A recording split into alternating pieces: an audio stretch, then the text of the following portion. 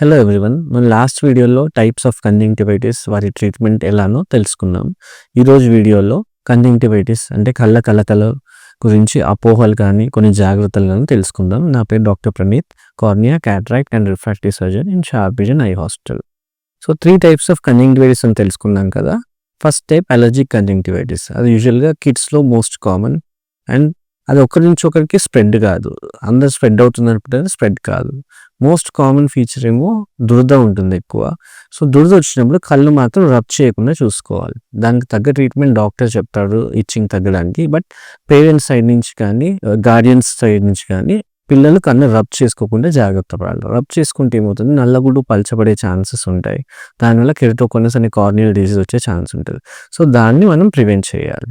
Next types of conjunctivitis bacterial and viral conjunctivitis. ఇది చాలా contagious. Especially viral conjunctivitis చాలా ఫాస్ట్గా స్ప్రెడ్ అవుతుంది. ఒకరికి వస్తే ఫ్యామిలీలో చాలా మందికి స్ప్రెడ్ అవుతుంది తగిన జాగ్రత్తలు తీసుకోకపోతే. అందరికి ఉండే అపోహ ఏంటంటే కళ్ళ కలకలు వచ్చిన పేషెంట్ని డైరెక్ట్గా చూస్తే వీళ్ళకి కూడా వచ్చేస్తుందని నమ్ముతుంటారు. కానీ అది అపోహ మాత్రమే.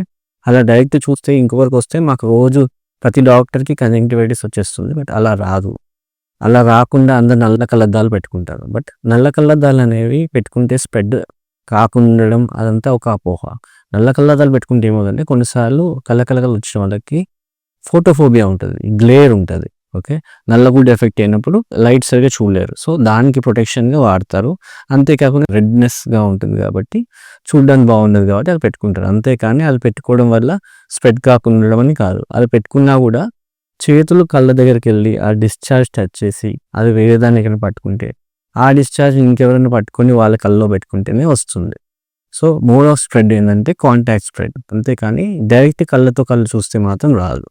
సో మెయిన్ జాగ్రత్త ఏం తీసుకోవాలి వైరల్ కంజంక్టివైటిస్ కానీ బ్యాక్టీరియల్ కంజంక్టివైటిస్ అంటే బై మిస్టేక్ ఐ టచ్ చేసిన లేకపోతే ఇచ్చింగ్ సెన్సేషన్ వల్ల కానీ ఇరిటేషన్ వల్ల కానీ ఐని చేతితో రబ్ చేసినప్పుడు ఇమీడియట్గా శానిటైజ్ చేసుకోండి, లేకపోతే హ్యాండ్ వాష్ చేసుకోండి.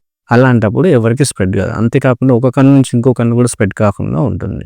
సో హ్యాండ్ హైజీన్ చాలా ఇంపార్టెంట్ వచ్చినప్పుడు. సో టేక్ హోమ్ మెసేజ్ ఏంటంటే కళ్ళ కలకలు వచ్చినప్పుడు ఫస్ట్ ఇమీడియట్గా డాక్టర్ చూపించి తగిన ట్రీట్మెంట్ తీసుకొని, అంతేకాకుండా ఓవర్ ద కౌంటర్స్కి వెళ్ళి స్టెరాయిడ్ డ్రాప్స్ వాళ్ళు ఇచ్చిన డ్రాప్స్ తీసుకోవడం మానేసేయాలి.